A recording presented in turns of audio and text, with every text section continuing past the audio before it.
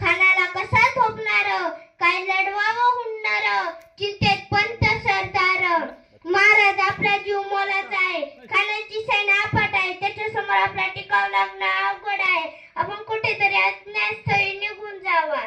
काय म्हणाला रायबा, मासाहेब आम्हाला आमच्या जीवाची पर्वा नाही, राजांचा जीव वाचणं गरजेचं आहे.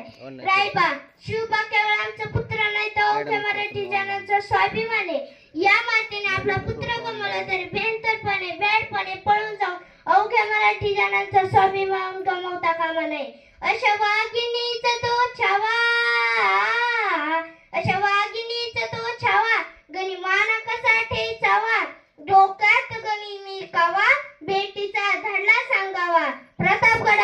प्रतापगडावर आमने सामने बेटीचा सांगावा. खानानं हसत हसत कबूल केला.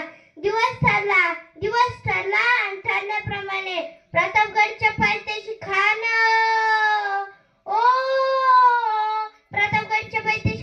प्रतापगडच्या पायथ्याशी खान आला बी गुमान नाही त्याला जाण. शिवाजीराजांच्या करमतीची आणि त्यास नाही जाणीव शेतीची, आणि करील काही कल्पनायुक्तीची हजीजी, करील काही कल्पनायुक्तीची हजीजी जी.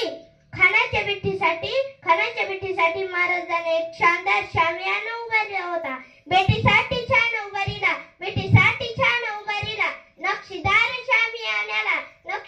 शामियान्याला अशा शामियान्यात खंडवलं तडुलत आला.